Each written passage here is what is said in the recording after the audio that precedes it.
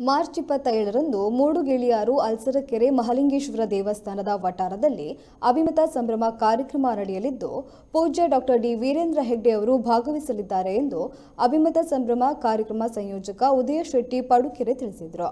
ಅವರು ಬ್ರಹ್ಮಾವರದ mother palace ಸಭಾಂಗಣದಲ್ಲಿ ನಡೆದ ಪತ್ರಿಕಾಗೋಷ್ಠಿಯಲ್ಲಿ ಮಾಹಿತಿ ನೀಡಿದ್ದಾರೆ. ಪತ್ರಿಕಾಗೋಷ್ಠಿಯಲ್ಲಿ ಪತ್ರಕರ್ತ ವಸಂತ್ ಗಿಳಿಯಾರ್, ಜನಸೇವಾ ಟ್ರಸ್ಟ್ ಅಧ್ಯಕ್ಷ ಅರುಣ್ ಕುಮಾರ್ ಶೆಟ್ಟಿ ಉಳ್ತೂರು, ಕಾರ್ಯದರ್ಶಿ ಅಶೋಕ್ ಶೆಟ್ಟಿ ಬನ್ನಾಡಿ ಸೇರಿದಂತೆ ಮೊದಲಾದವರು ಉಪಸ್ಥಿತರಿದ್ದರು.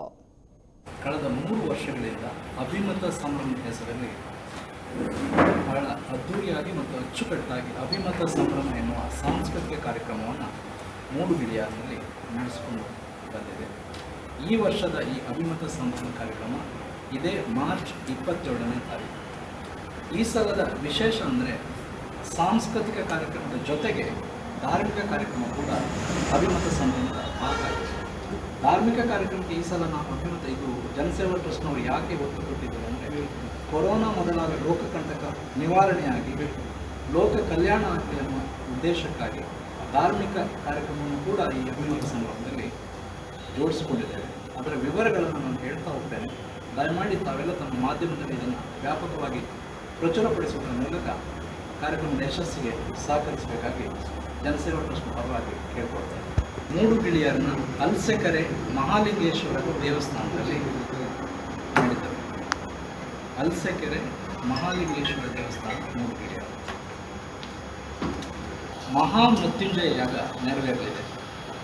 ಇದನ್ನು ಮೂಡುಗೆಳೆಯರನ್ನ ಕ್ಷೇತ್ರ ಪುರೋಹಿತರಾದಂತಹ ಜಿ ಮಂಜುನಾಥ ಸೋಮಯಾಜಿಯವರು ನಡೆಸಿದ್ದಾರೆ. ಜಿ ಮಂಜುನಾಥ ಸೋಮಯಾಜಿಯವರ ನೇತೃತ್ವದಲ್ಲಿ ಮಹಾ ಮೃತ್ಯುಂಜಯ ಯಾಗ 27ನೇ ತಾರೀಕು ಬೆಳಿಗ್ಗೆ 8 ಗಂಟೆಗೆ 11 ಗಂಟೆಗೆ ಸಭಾ ಕಾರ್ಯಕ್ರಮದಲ್ಲಿ 2 ಪುರಸ್ಕಾರಗಳು ನೆರವೇರಿಸಲ್ಪಡ್ತದೆ. ಒಂದು ಕೀರ್ತಿ ಕಳಶ ಪುರಸ್ಕಾರ. ಈ ಕೀರ್ತಿ ಕಳಶ ಪುರಸ್ಕಾರವನ್ನು ಪ್ರತಿ ಅಭಿಮತ ಸಂಭ್ರಮದಲ್ಲೂ ನಾವು ಘೋಷಿಸ್ತೇವೆ. ಈ ಸಲದ ಕೀರ್ತಿ ಕಳಶ ಪುರಸ್ಕಾರವನ್ನು ನಾವು ಬಸರೂರಿನ ಧಾರ್ಮಿಕ ಮುಂದಾಳು ಬಿ ಅಪ್ಪಣ್ಣ ಹೆಗ್ಡೆ ಅವರಿಗೆ ನೀಡುವುದು.